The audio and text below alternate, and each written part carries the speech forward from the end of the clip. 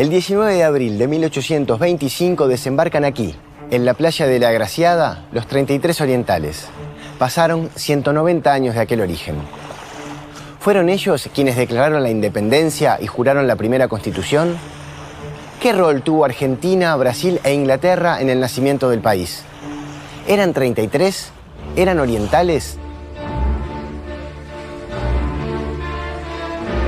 De aquí partieron por el camino del honor 33 orientales a liberar su patria. Te vas a encontrar con el tema de las corrientes, con los vientos. El clima les impidió llegar y el clima les impidió desembarcar el 12 de abril. Si fuéramos a ajustarnos a lo que es la realidad, fue muchísimo más dura de lo que nos podemos imaginar.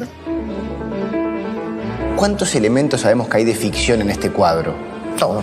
¡Juremos liberar la patria! O sea, sin el abrazo de Monzón, sin esta alianza entre Lavalleja y Rivera... Era imposible la independencia. Se declara de hecho y de derecho libre e independiente. Declaró incorporada la provincia oriental a las demás de las provincias argentinas a las que siempre ha pertenecido y por derecho quiere pertenecer, y se incorpora. ¿No hay un feriado de la Convención Preliminar de Paz? No, porque es muy feo. Si hay algo que no puedo aceptar de modo alguno, que digan que el Uruguay es un invento británico. La historia de Brasil es la historia de Uruguay. La historia de Uruguay siempre fue la historia de Brasil. En Argentina yo creo que mucha gente sigue pensando en Uruguay como una provincia perdida. Nace un país y en complejidad se va a gestar una identidad. ¿Quién se reconoce de que desciende de los que fueron al éxodo, que tuvieron en Guayabo, que tuvieron en Sarandí? Yo creo que la nacionalidad uruguaya es una nacionalidad muy fuerte y que creo además que se ha construido a lo largo de su historia. ¿Cómo se explica que el Uruguay haya durado tanto? Volvamos al origen.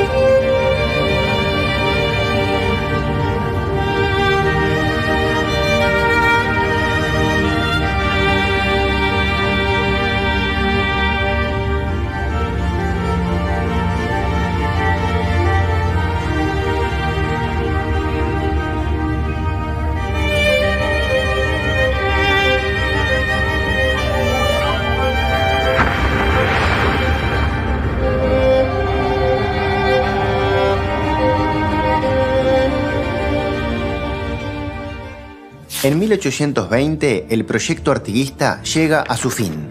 La provincia oriental se une al reino de Brasil, Portugal y Algarbes, bajo el nombre de Provincia Cisplatina. Pero en 1822, Brasil se independiza de Portugal. En aquel momento comienza la etapa final del proceso de independencia del territorio oriental. Entre sus principales referentes figuran Juan Antonio Lavalleja, Manuel Oribe y Fructuoso Rivera.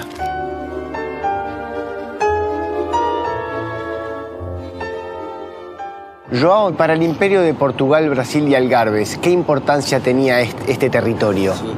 Há interesses comerciais de comerciantes, então, de los principais puertos de Brasil. Há interesses de propriedades de estancieiros.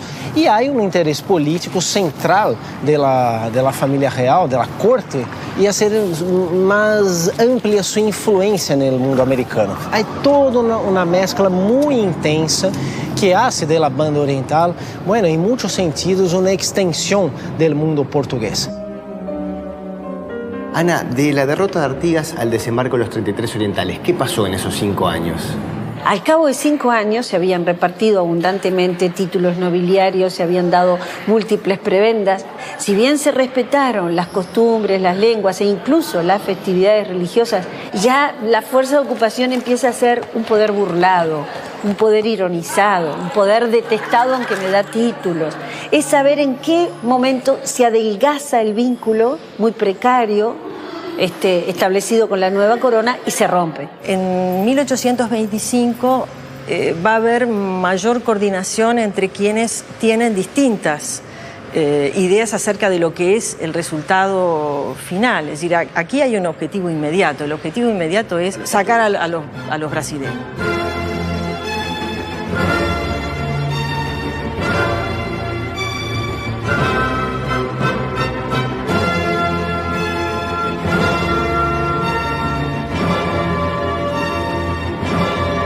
Estamos en lo que era la Casa de Comercio de Luis de la Torre en Buenos Aires. Desde aquí se organizó la Cruzada Libertadora. Y fue en esta casa donde 7 orientales firmaron un compromiso de sacrificar sus vidas por la libertad de la patria. Gabriel, ¿cómo era Buenos Aires en 1825? Era una ciudad en crecimiento fuerte porque desde que la nombran capital del Virreinato del Río de la Plata en el 1776 en adelante, creció muchísimo a nivel demográfico. Dentro de ese Buenos Aires de 1825 con 55 o 60.000 habitantes, ¿los orientales qué presencia tenían? Es difícil decir, pero oriental estaba lleno. Así como occidentales en la banda oriental, es decir, es una misma zona, ¿no? Con lo cual en realidad la presencia oriental era muy fuerte. Orientales se llamaban a sí mismos los pobladores de Entre Ríos. ¿De Entre Ríos? De Entre Ríos. Y uruguayos se llamaban a sí mismos los pobladores de Concepción del Uruguay. Se hablaba del territorio de la banda oriental del río Paraná, que era Entre Ríos, y la banda oriental del río Uruguay, que era la posterior provincia oriental.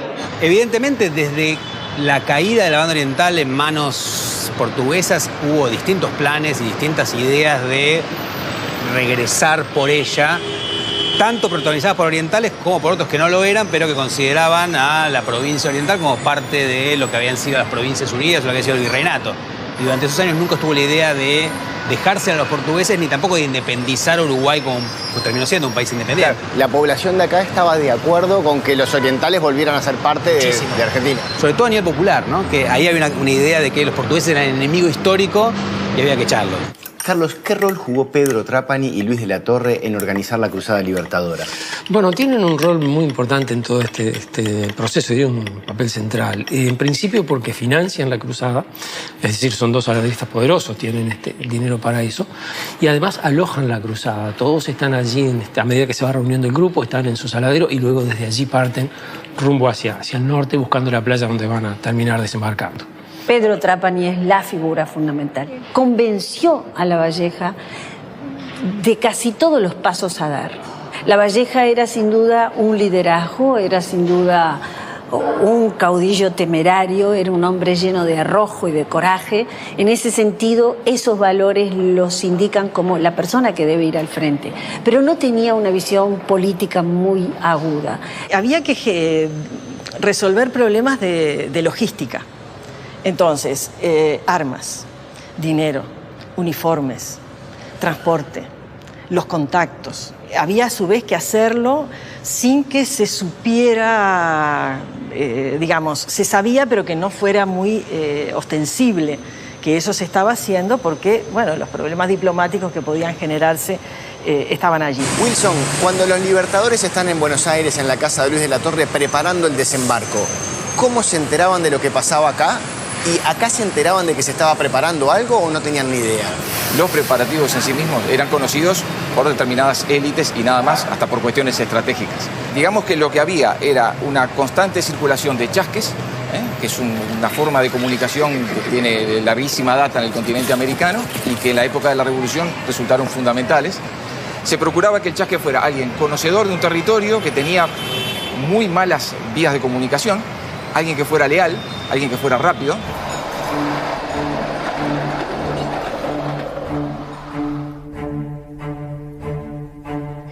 Marcela, contame, ¿y por qué parten de acá los 33 orientales? ¿Por qué de San Isidro si se reunían en Buenos Aires? Muy cerca del museo está lo que se llamaba el Puerto Sánchez, que era un puerto, donde se usaba particularmente para muchas cosas, entre ellas el contrabando también.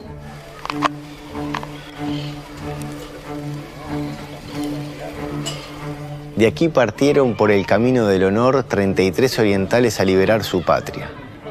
Homenaje del pueblo de San Isidro, 19 de abril del 64. Este lugar es lugar histórico nacional. O sea, el gobierno nacional lo declaró un sitio de memoria para la historia argentina y la historia del Río de la Plata.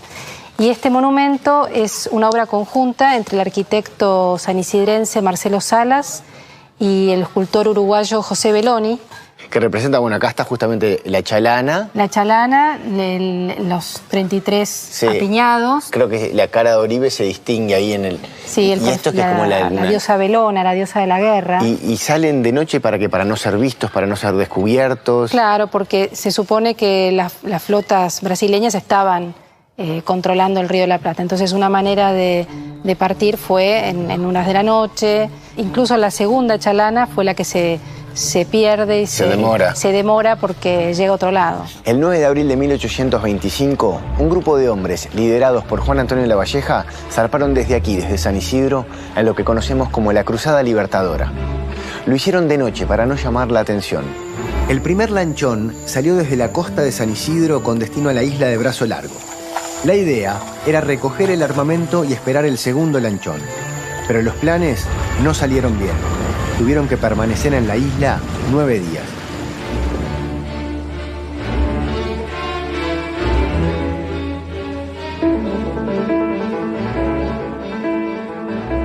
Alejandro, ¿los 33 orientales viajaron en chalanas como esta que estamos ahora? Muy parecidas en cuanto a su dimensión, también de madera. Estábamos hablando de una diferencia que tenían, que eran falúas, ¿verdad? Esto es una trainera donde vamos ahora, pero las falúas, la diferencia es que tienen un palo donde va la vela, ¿verdad? Si tú cruzás en una embarcación de estas características por el mismo lado, te vas a encontrar con el tema de las corrientes, con los vientos. Es una zona muy compleja desde el punto de vista meteorológico, climático, esa zona de Río Uruguay. Ahí se producen eventos meteorológicos muy severos. Jorge, ¿por qué están tantos días en la isla? El clima les impidió llegar. Y el clima les impidió desembarcar el 12 de abril. Estaríamos festejando el 12 de abril y no el 19. Recién pueden juntarse los dos grupos en la isla el 17 de abril.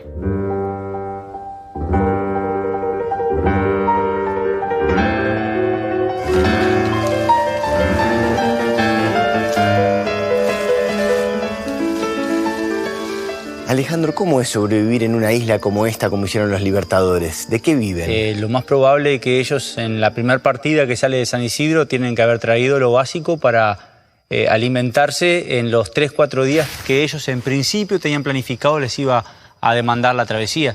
Tenían que estar cruzando hacia la costa de la banda oriental a buscar información acerca de los movimientos de los brasileños. ¿A buscar comida? A buscar comida, que fue la que le facilitaron los hermanos Ruiz. ¿En qué momento te enterás tú de que tu tatarabuelo y su hermano, te acordás de chico cuando te empiezan a decir, ¿sabés lo que hizo tu tatarabuelo? ¿Ayudó a los libertadores? Yo creo que desde que tengo uso de razón, porque en aquella época mi padre era de los que todos los 19 nosotros teníamos que venir a la playa.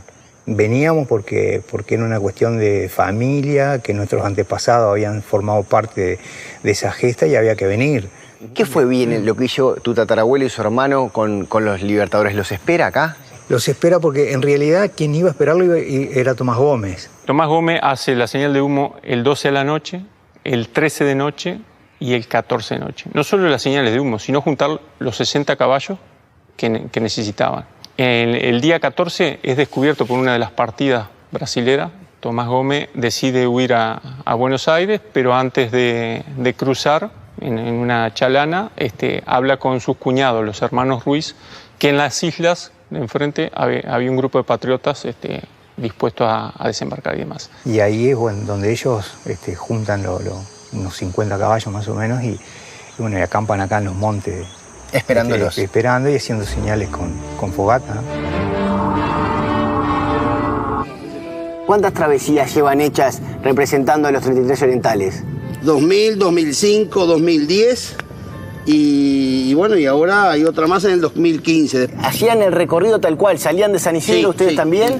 ¿Y en la isla también esperaban unos cuantos días como los 33 orientales o esperaban menos días? A mí me gustaría que esa parte, yo lloré en la isla de la emoción, pero me gustaría que lo contara Aparicio porque... El primer derrotero, la comisión la componían historiadores muy informados en el tema.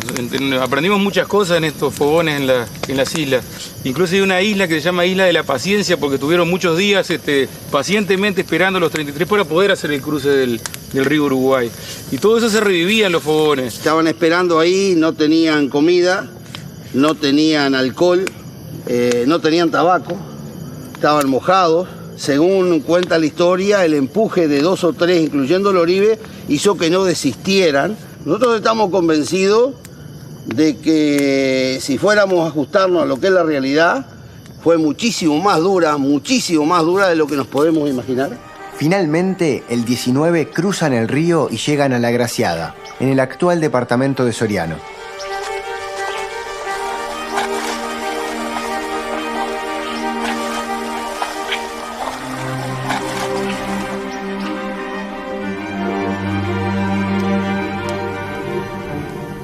Eso desembarcaron en el arroyo Gutiérrez, dicen los historiadores, no desembarcaron en la playa de La Graciada donde estaban expuestos. Entraron en el arroyito que hay ahí, al lado del monolito de Graciada, arroyo Gutiérrez, que queda dentro del bosque, y ahí desembarcaron por la parte de detrás de la playa. Ellos bajaron entre la arboleda, entre la mugre, si lo quieren aclarar así, de árboles, en la parte más difícil. No se piense lo contrario, como algunos opinan.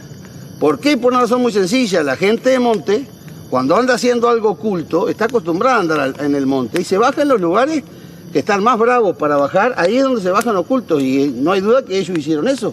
Cuando el 19, ¿no? Finalmente deciden cruzarlo el 19 en la tardecita, desembarcan el 19 de noche. Tardaron casi 6 horas esos 15 kilómetros. ¿Y por qué tanto? Primero porque la corriente era en contra y en cierto momento descubren que están entre 2 buques brasileros.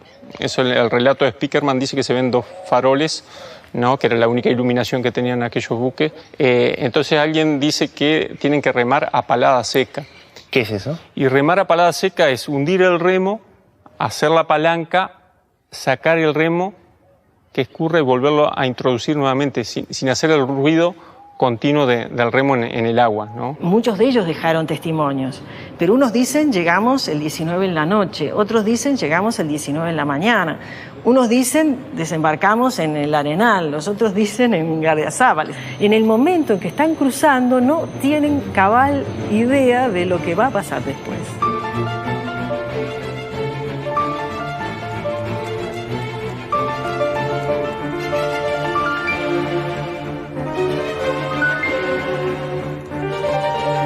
¿Eran 33 y eran todos orientales?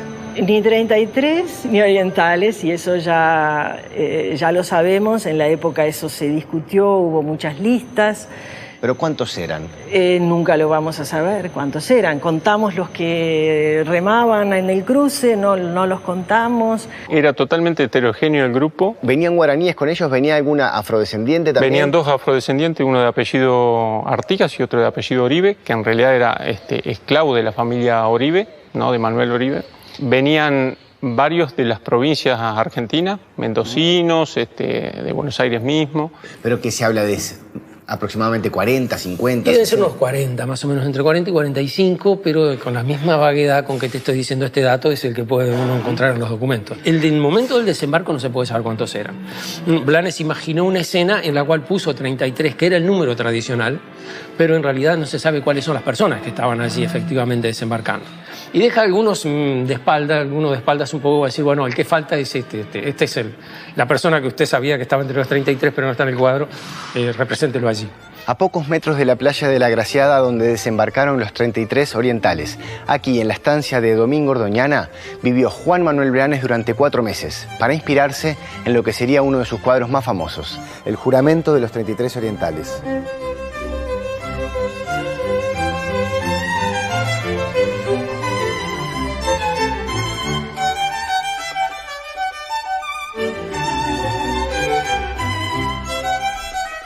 ¿Cuántos elementos sabemos que hay de ficción en este cuadro?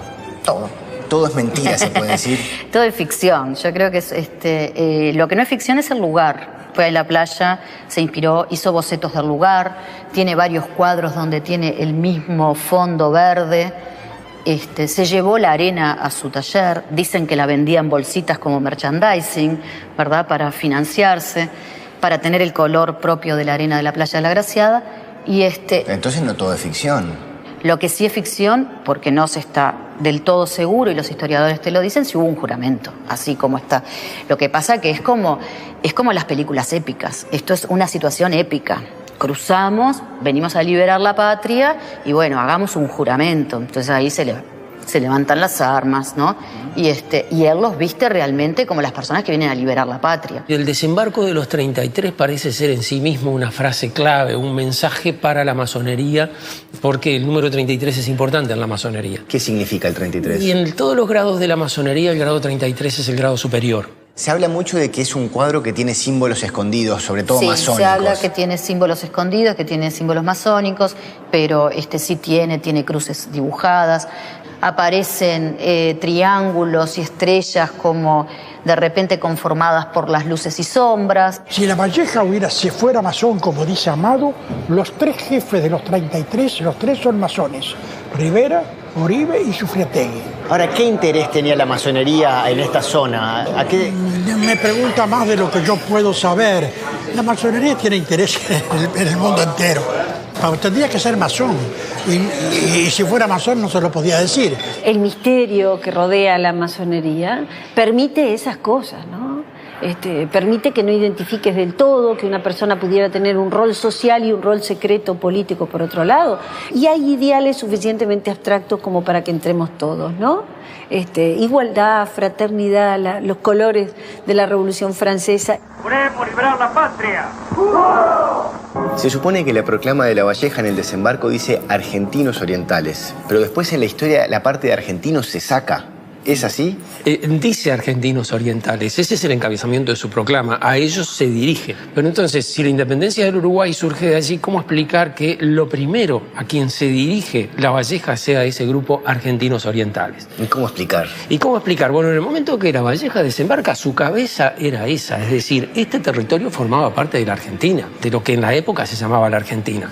Bueno, ellos toman los colores de las banderas artiguistas en plural y le agregan ese libertad o muerte, que se convierte en el emblema principal. ¿Cómo convive esto, tomar los colores de Artigas pero renegar de su figura como político? No lo nombran, es el gran derrotado, pero tomamos los colores de sus banderas. Es como... Claro, lo que pasa es que la revolución había sido algo mucho más amplio que el propio Artigas, eso no hay que olvidarlo. Entonces, elegir los colores artiguistas... Era decir, somos la revolución, no somos algo distinto a la revolución. ¿Y sabemos algo de la prensa argentina? ¿Cómo recibió el desembarco de los 33 orientales? ¿Cómo lo informó? ¿Qué decían? Vieron con buenos ojos. Hay un periódico en particular al que conviene prestarle atención, que es uno que circuló bajo el título del Piloto.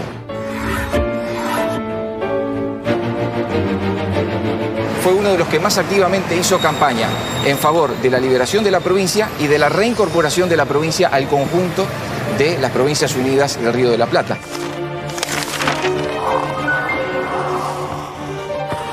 Si había algunos montevideanos que estaban tranquilos con la dominación brasileña, ellos no reciben como una buena noticia el desembarco de los 33 orientales. No, seguramente no. Es decir, la instalación, el proceso de instalación de la dominación portuguesa y brasileña fue muy duro. Fueron 4 o 5 años de guerra permanente. Es decir, la guerra civil es una cosa terrible. Esto era volver al conflicto, reanudar nuevamente la guerra.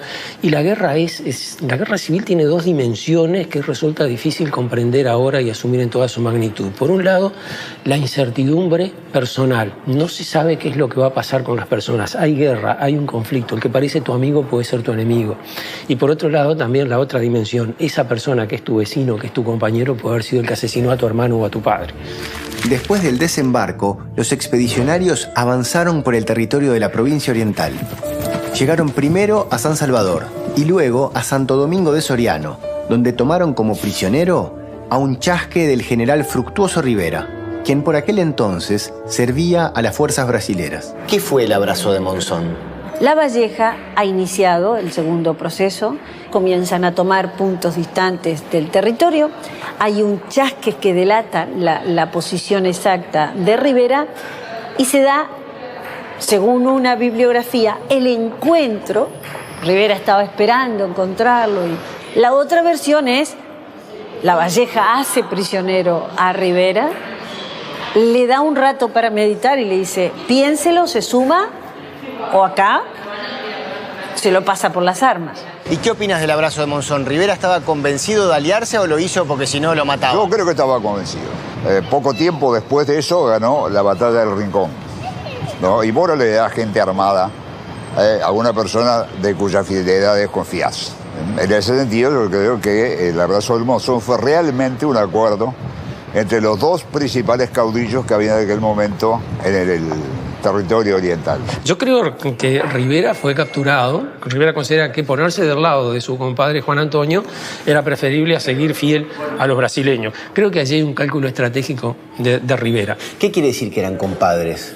Compadre era algo así como un pariente de elección. ¿Y ellos que son amigos de la infancia se conocen? Y ellos se deben haber conocido seguramente antes de la Revolución, porque Lavalleja, el padre de Lavalleja tenía una pulpería en Minas y el padre de Rivera era estanciero en Durazno. Entonces estaban muy cerca, eran muy próximos. Pero no hay que olvidarse que Rivera era el que comandaba la fuerza militar más importante que había en ese territorio, que era el regimiento de dragones, que no era ningún tonto, que siempre fue un tipo muy zorro y que parece un poco extraño que haya caído casi como un pichón en las manos de Lavalleja. El caso de Rivera es un caso paradigmático.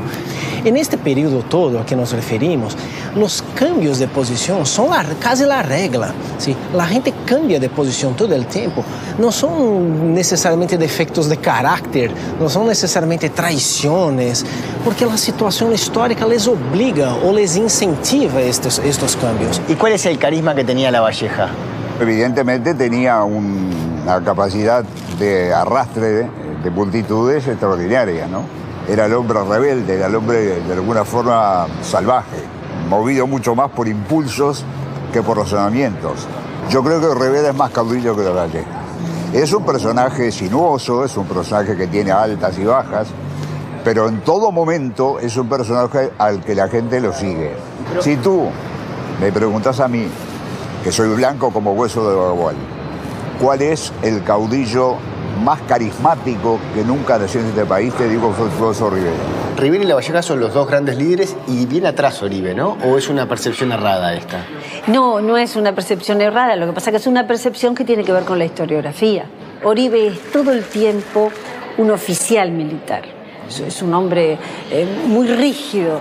Zunfelde lo pinta maravillosamente y dice, todo lo que Rivera se duebla pero no se rompe, este es rígido, absolutamente rígido, ¿no? ¿Cuál es su relevancia en la Cruzada Libertadora? Bueno, si uno imaginara una estructura piramidal, Oribe vendría a ser el segundo jefe. Pero como tiene ese carácter, digamos, militar, adopta como un lugar subordinado. Por aquel entonces, el viajero inglés William Bennett afirmó haber visto un aviso en el que se ofrecían 3.000 reales por la cabeza de Lavalleja y 4.000 por la de Rivera. Ambos eran considerados traidores por los brasileros. O sea, sin el abrazo de Monzón, sin esta alianza entre Lavalleja y Rivera... Era imposible la independencia. ¿Cuál es la prueba? Que Lavalleja ya lo había intentado 2 veces, en el año 22 y luego en el año 23, cuando anda en las provincias, y fracasa. El 25 de agosto de 1825, a solo 4 meses del desembarco, se reunió aquí, en Villa Florida, integrada por 14 diputados, la Honorable Sala de Representantes de la Provincia Oriental del Río de la Plata. ¿Qué se transforma este lugar en particular dentro de lo que es la banda oriental? ¿Por qué es acá que sesionan? Porque hay una razón, diríamos, militar. Porque a unos pocos kilómetros de acá estaba acampado el ejército.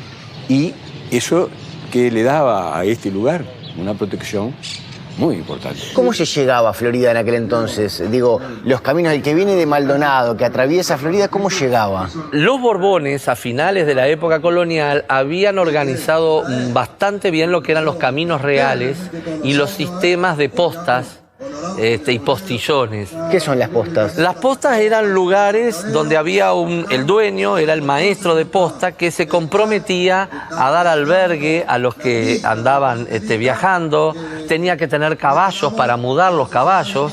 Y ahí uno podía comer. Ahí se podía comer, tenía que haber una especie de cuarto, de lugar de descanso. Pero de alguna forma cumplen esa función de ser una especie de punto fijo, más o menos seguro, donde se puede repostar, donde se puede recargar energías para seguir adelante. A esto hay que agregar otras dificultades. El sistema de coches estaba muy poco desarrollado y era de uso fundamentalmente urbano. En la campaña eran las carretas o los carretillones. Algunas crónicas como la de Isidoro de María, por ejemplo, nos hablan de los rudimentarios que eran, que algunos, para tratar de más o menos acondicionarlos, se les tiraba algún colchón y se los cubría con una manta o con una colcha para evitar el sol en la medida de lo posible. Ahora, Óscar, la Cruzada Libertadora empieza a ganar fuerza militar. ¿Por qué la necesidad de en Florida llamar a estos 14 diputados de los pueblos y hacer la asamblea? La segunda revolución patria viene con un complejo, viene con un problema, que es no quieren repetir los errores del periodo artiguista. Sobre todo la falta de institucionalidad, organizar la división de poderes, que haya un poder ejecutivo, que haya un poder legislativo y que también haya un poder judicial. Por eso la Asamblea General de Florida. Exactamente.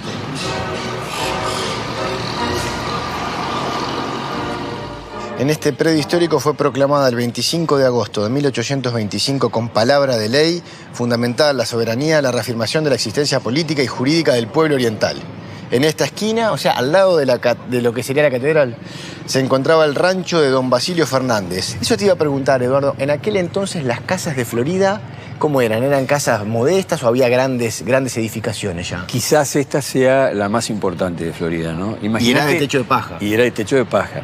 Porque hay que imaginarse que estaba acá, en el centro de Florida. El centro de Florida era donde estamos ahora. Y bueno, lo que mejor se encontró fue esta construcción, como dice, de grandes dimensiones, porque además era un comercio, era una pulpería, y vivía a su vez la familia del propietario. Pero fue lo que se pudo encontrar.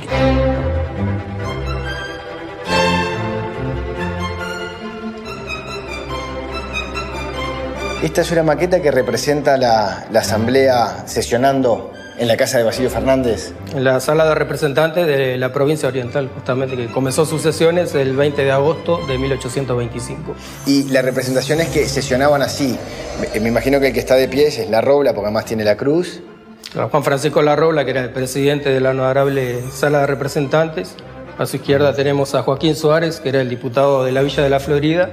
Y a la derecha Manuel Callero, que fue el primer presidente del gobierno provisorio oriental. Y hoy, con nuestra tradición laica, suena extraño que el padre La Robla, que un sacerdote, haya sido el que presidía la comisión, ¿no? Si pensamos en quienes podían ocupar cargos letrados, ¿no? Es decir, quienes podían ser representantes, los curas, los abogados, algún importante hacendado, no es mucho el conjunto de personas que pueda desempeñar esos cargos. Y por otro lado, no tenemos que olvidar que son sociedades católicas, fundamentalmente. Alberto, se resuelven estas tres leyes y de ahí salen y que se van caminando a la Piedra Alta. Se hace una procesión del pueblo oriental junto con las autoridades militares y civiles y van hacia la Piedra Alta, donde de forma solemne proclaman la intención de la provincia de ser independiente del Imperio de Brasil. ¿Y por qué van hasta ahí? Porque no estaba el puente, cayó y que... Claro, digo, el paisaje hoy, 200 años después, es muy distinto a aquella época. Digo, era la elevación rocosa más importante de la ciudad, de la villa en aquel entonces. El 25 de agosto de 1825 se proclaman aquí en la Piedra Alta de la Villa Florida las primeras tres leyes. Ley de Independencia, Ley de Unión y Ley de Pabellón. Se declara de hecho y de derecho libre e independiente del rey de Portugal, del emperador de Brasil y de cualquier otro del universo. Y a partir de allí, una siguiente ley fundamental, que es la que viene a continuación, que es la Ley de Unión. Declarar incorporada a la provincia oriental, a las demás de las provincias argentinas, a las que siempre ha pertenecido y por derecho quiere pertenecer, y se incorpora. ¿Cómo llega esta noticia a Brasil y cómo es recibida? La declaración de independencia, esta de 25 de agosto de 1825, Aí isso é mais importante que os 33 orientales em Brasil. A Corte, então, começa a se preocupar um pouco mais com a possibilidade que as Províncias Unidas reivindiquem, as Províncias Unidas do Rio de la Plata, reivindiquem a possessão ou então a adesão de la provincia cisplatina. De lo que é a província cisplatina para o mundo português. O que ajuda a explicar também esta mitologia, ¿no?, em torno dos 33 orientales, como se fosse o início de uma guerra de independência. Não é assim. Después de la declaratoria de la independencia, los enfrentamientos entre los ejércitos brasileros y orientales continúan. El 12 de octubre de 1825 tiene lugar la batalla de Sarandí, que sería decisiva para mostrar el poderío militar de los orientales frente a las fuerzas brasileras.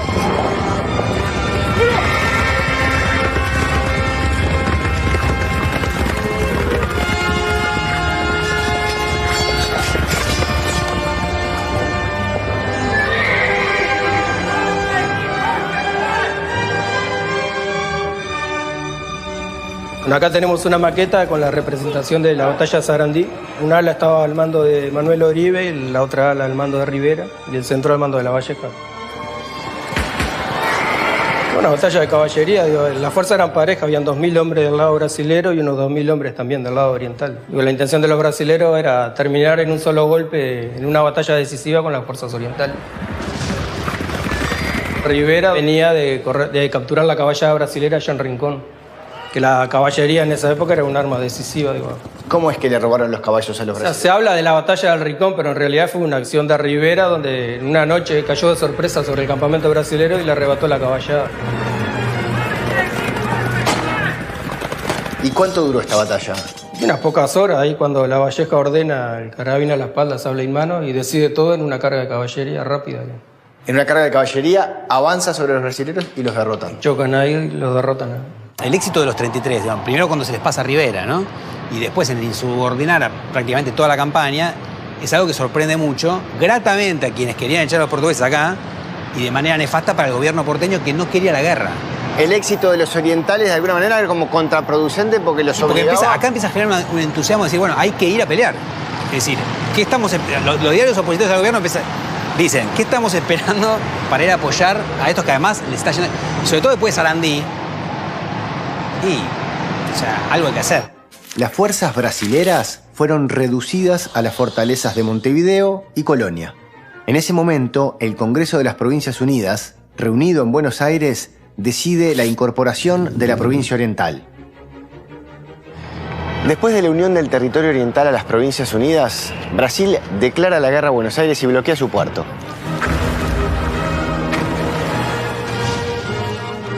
El otro problema es que la guerra hay que hacerla, la guerra no alcanza. Se piensa que va a terminar muy pronto y no termina. Y cada vez más larga, y cada vez más cruenta. Tiene batallas con número de efectivos mucho más grande que la batalla de la guerra de independencia. Ahora, más allá del bloqueo del puerto, del punto de vista de estrategia militar, a Argentina no le va tan mal en la guerra con Brasil. No, le va bien, de hecho. Le va bien. Le va bien, sí. Lo que empiezan a ver los dirigentes argentinos es no podemos mantener esta guerra en el tiempo. O la ganamos rápido o no la ganamos nunca, ¿no? Mientras que Brasil en ese sentido tiene más capacidad para... Claro, lo que tenía Brasil era muy mala organización militar. O sea, a nivel militar le fue muy mal en la guerra. La guerra, que era entonces pensada por el emperador como un instrumento de obtener cohesión, de obtener fuerza política, se convierte al revés en un instrumento contra su propia política. La guerra destruye o desarticula los flujos comerciales. ¿Sí? La guerra ya es vista en Brasil, digo, en la prensa, en la opinión pública en general, como una cosa personal del emperador. ¿Y en qué momento aparece Gran Bretaña acá y por qué aparece Gran Bretaña? Tanto Brasil como Buenos Aires le piden a Canning, el ministro de Relaciones Exteriores inglés, que medie en el conflicto. Y Canning designa un mediador, envía un mediador, que es Lord Ponsonby. ¿Y por qué Lord Ponsonby? ¿Tenía alguna explicación? Sí. Por un lado, hay un problema allí en el cual Ponsonby estaba involucrado con una dama la cual estaba también involucrada con el rey, y establece que el rey quería que Canning sacara a Ponsonby del medio rápidamente. Canning le da instrucciones expresas. Primera instrucción, obtener la paz. O sea, la fórmula es que se acepte la independencia de la provincia oriental, que forma parte de las Provincias Unidas, y que las Provincias Unidas le paguen una indemnización a Brasil. O sea, esa era la primera fórmula. La segunda era que explorara la posibilidad de la existencia independiente de este territorio. Y esa es la primera vez que uno encuentra, el documento más antiguo que uno encuentra, que es posible crear un Estado independiente en este territorio, que la creación de un Estado independiente en la provincia oriental tenía alguna forma de viabilidad, por lo menos imaginaria. En agosto de 1828 se firma en Río de Janeiro la Convención Preliminar de Paz entre el Imperio de Brasil y las Provincias Unidas del Río de la Plata con la mediación de Gran Bretaña. Se acuerda allí, en forma definitiva, la independencia de la Banda Oriental. Nace un nuevo país. ¿Por qué la Convención Preliminar de Paz se hace en Río de Janeiro? Bueno, allí estaba la residencia imperial, allí estaba el emperador, y además era quien detentaba legítimamente el territorio, lo había conquistado, lo gobernaba, tenía las autoridades, etcétera, etcétera. Es decir, él era quien tenía que conceder, en definitiva, lo que se tratara de transar. Entonces, por eso es que en Río de Janeiro allí es la sede en la cual se formula la negociación. La patria fue traicionada con la Convención Preliminar de Paz. ¿Y por qué cree eso? Y porque es el que hace la independencia del Uruguay y nadie la quiere como viene con la Convención. El emperador del Brasil declara a la provincia de Montevideo, hoy llamada Cisplatina, separado del territorio del Imperio del Brasil para que se constituya un Estado libre e independiente, dándose el gobierno que mejor convenga a sus intereses. Nadie quiere que al Uruguay, a su país, al mío, ¿no? O sea, a su país se lo independice en Río de Janeiro el emperador del Brasil, que es lo que es. Bueno, no, y Lord Ponsonby. Sí, el Lord Ponsonby se lleva las bofetadas, y bien que se las merece, pero el que hace la independencia es el emperador del Brasil. Si hay algo que no puedo aceptar de modo alguno, es que digan que el Uruguay es un invento británico, como mucha gente dice, sin el menor fundamento. Del 1811 a 1828, ¿quién peleaba? Peleaban los orientales, peleó Artigas, peleó Rivera, peleó La Valleja. Nos peleamos con los brasileños. Es decir, como decía don Juan Pibel, en Sarandí nunca vi ningún inglés. Es decir, que Inglaterra, imperio comercial, quería la paz aquí para vender y comprar, por supuesto. Inglaterra siempre quería lo mismo.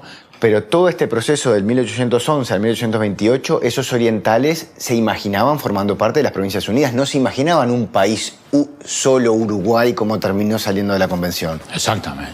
El fin de la guerra es visto como una cosa positiva. A pesar de perder la provincia cisplatina, era mejor perder la provincia cisplatina y terminar la guerra. Exacto, esto es una conciencia de que es mejor perder la provincia cisplatina que insistir en una guerra muy poco productiva. Cuando la Convención Preliminar de Paz en Río de Janeiro establece la creación de un nuevo país, sí. ¿Cómo se recibe acá esa noticia? Cuando llega la noticia se recibe con fiesta acá. Hay paz. Sí. Claro, no importa. Ahora, que la banda oriental los más enojados son los que pelearon en el frente, o sea, los oficiales, sobre todo. Y esos cuando vuelven, tan furiosos, de hecho terminan haciendo un golpe contra Dorrego y fusilándolos, ¿no? En Montevideo no se festejó. No se festejó seguramente porque en el caso de los brasileños significaba por la vía de los hechos una derrota, y en el caso de los orientales que acompañaban a los brasileños una incertidumbre. Se tiene la noticia de que se firmó una convención, un convenio de paz en el cual se establecía que la población de este territorio tenía que hacer elecciones, formar una constituyente y elaborar una constitución en un lapso muy rápido. Esa primera constitución tenía que salir en cuestión de meses. En octubre de 1828 se elige a los representantes de la asamblea que debía crear la Constitución. Entre noviembre y abril, la Asamblea Constituyente sesiona en San José, Canelones y Montevideo. Tardaron 6 meses en redactar la nueva Constitución, que sería jurada el 18 de julio de 1830. ¿Y cómo fue el festejo acá el 18 de julio de 1830? Yo traje aquí, Isidoro de María era un muchachito de 15 años y nos lo relata. Figuraos la Plaza de la Matriz, como era entonces, con la mayor parte de los edificios que la circundaban de tejado, bajos o altos. Claro, hay que imaginarse una plaza matriz desnuda. Cuando uno tiene que hacer la primera constitución de un país, ¿hay como un orden a seguir? No sé, se empieza por el nombre, después por el escudo, después por quiénes son habitantes, dónde termina el Estado. En el caso nuestro, ¿cómo fue eso? En 1830 el tema del nombre del país fue un problema. Se manejó Estado de Solís del estado oriental de caudaloso Río de la Plata, que aparte tenía un problema de orientación geográfica, quien propuso ese nombre. El uso del oriental implicaba ir al pasado artiguista, al pasado de la provincia oriental, y fue verdaderamente muy importante. Y bueno, fue una de las cosas que quedó, Estado Oriental de la República, Estado Oriental del Uruguay, ¿verdad? ¿No se decía República Oriental del Uruguay? Eso recién cambió en 1918. Isidoro de María habla de un tablado también que se había puesto. Entonces, mira, justamente, porque él relata cómo la jura se va a hacer sucesivamente, y es lógico por las jerarquías, ¿no? Primero, la autoridad, la Valleja y toda la gente que lo que estaban en el Cabildo. En el Cabildo. Después que jure la Valleja y después que juren los militares, va a jurar el pueblo, que subía en tandas al tablado.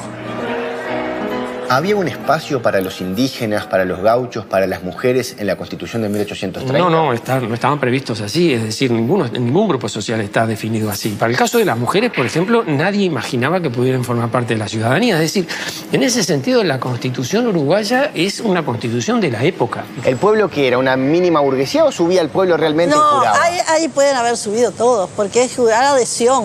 Además, vos decime una cosa, a vos hoy en día, incluso si le preguntás a la gente qué dice la Constitución, ¿sabe mucho?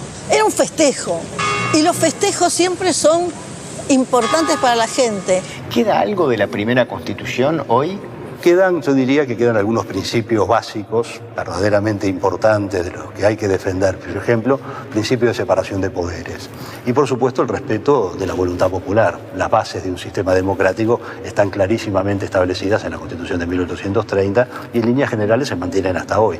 Tenemos un ejecutivo, tenemos un parlamento bicameral y tenemos, por supuesto, un poder judicial independiente. ¿Nace una identidad en 1830 o es un mero hecho administrativo tener nuestra primera Constitución? Nace un país con el aval de un ordenamiento constitucional. Ese país no nace como los hongos después de la lluvia. Tenía detrás de sí una historia y una gestación en complejidad de diversas fuerzas, y en complejidad se va a gestar una identidad que va a ser posterior su proceso de maduración. Y yo te diría, no acabó, sigue acá.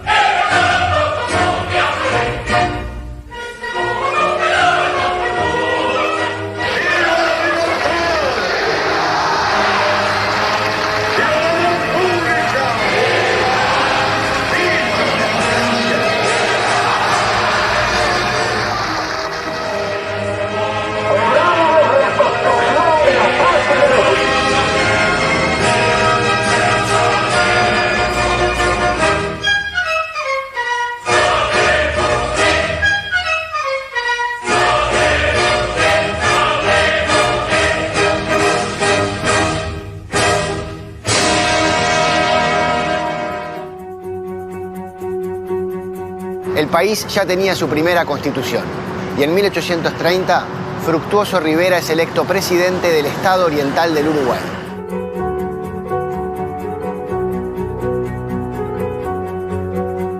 Toda la historia de la independencia, que comienza con el desembarco de los 33 orientales y termina con la jura de la Constitución, es una idea de acercarse primero a las Provincias Unidas y después de independizarse totalmente, pero siempre alejarse de Brasil.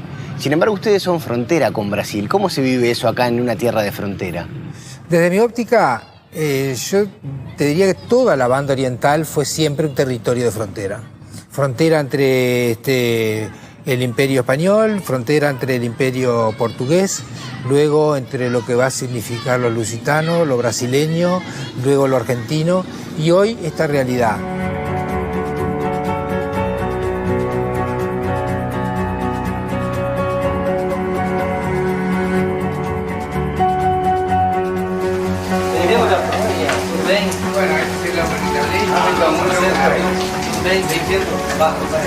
Muchas gracias. Aqui nós estamos no ponto trinacional. este ponto é um ponto de encontro da República Federativa do Brasil, República Oriental do Uruguai e República Argentina.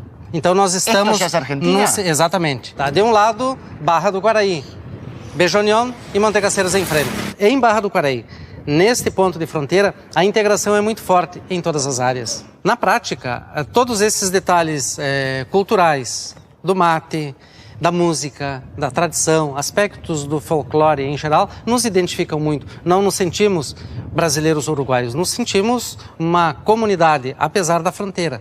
Usted dice que hay como una identidad que no es ni uruguaya, ni brasilera, ni argentina, sino que es de la propia frontera. Exatamente. Y que esa identidad es un poco una mezcla de todas. Como se diz no Brasil, é uma mistura de todos estes traços.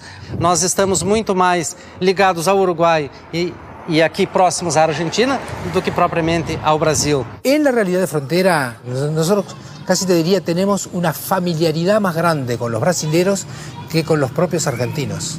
Os países são sempre mezclas de valores, de culturas, de histórias. A história de Brasil é a história de Uruguai. A história de Uruguai sempre foi a história de Brasil. Los hombres hemos separado lo que Dios había unido y los estados se encargaron de remarcar la separación. Entonces yo no siento a los uruguayos como extranjeros en mi país, ni me siento un extranjero en el Uruguay. Va a quedar mal que diga esto. Un porteño tiene mucho más en común con un montevideano que con un jujeño. En Argentina yo creo que mucha gente sigue pensando en Uruguay como una provincia perdida. En general yo creo que en Argentina hay una mirada más cariñosa hacia Uruguay que viceversa, ¿no? A nivel general. ¿Y cómo se explica eso? Yo creo lo mismo. ¿Por qué crees Creo que, bueno, por un lado hay una especie de identificación muy fuerte entre argentino y porteño, ¿no? Evidentemente el peso de Buenos Aires en la historia de Uruguay ha sido muy fuerte y uno puede entender perfectamente las razones de ese odio. Si usted habla en su último libro de una traición a la patria es porque en el fondo cree que hay una patria. Claro. ¿Pero esa patria cuál es? ¿Argentina? Sí. ¿Pero el oriental? ¿Y qué es lo cordobés? ¿Y qué es lo santafesino? Pero de ahí a inferir que son nacionalismos hay una diferencia muy grande. ¿Cuál es la diferencia para ustedes, si es que hay diferencia entre ser uruguayo y ser oriental? Bueno, yo soy oriental. Para mí, la orientalidad nació antes que ser uruguayo. Somos nación, somos el concepto de nación a partir del éxodo. Me parece que lo oriental siempre tiene una resonancia más telúrica, más de profundidad histórica, de densidad cultural. Lo uruguayo yo siempre lo he asociado más con ese modelo que se quiso imponer en el siglo XX del país de los que venimos todos los barcos, que esta era una tierra vacía que casi no tenía historia. ¿Quién se reconoce de que desciende de los que fueron al éxodo, que tuvieron en Guayabo, que tuvieron en Sarandí? No, existen los descendientes, pero nunca han tenido espacio.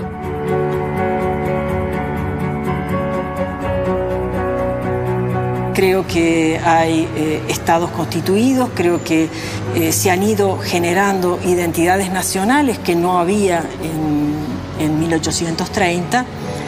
Y por lo tanto la añoranza de volver hacia atrás no es lo que puede guiar a un historiador. Al final, ¿cuál es la fecha en la cual se puede decir que nos independizamos? Y en el Uruguay hemos establecido, hemos centrado toda la palabra independencia en una fecha que no es la independencia, que es una gran fecha nacional, el 25 de agosto, sin ninguna duda. Es la independencia de Brasil.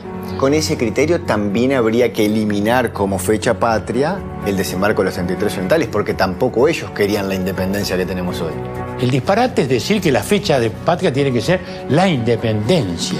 La independencia es un largo proceso que empieza en 1811 y termina, digamos, en 1830.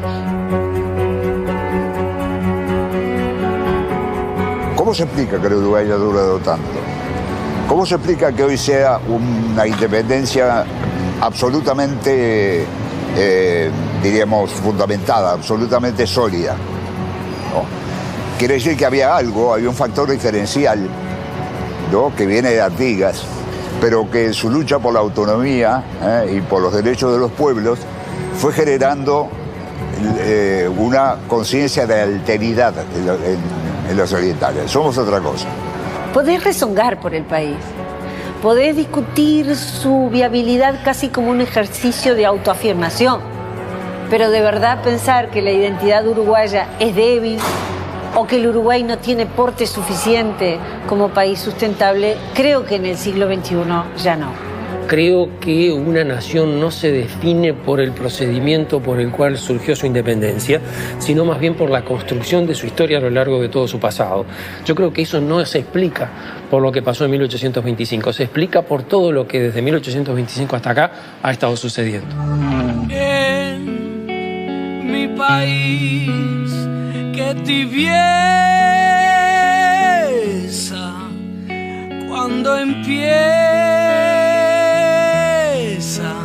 amanecer.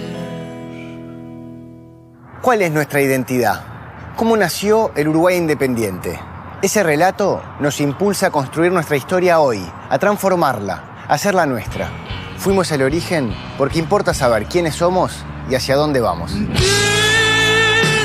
mi padre que ya llegará desde el fondo del tiempo otro tiempo y me dice que el sol brillará sobre un pueblo que él sueña labrando su verde solar. En mi país somos duros y el futuro lo diré.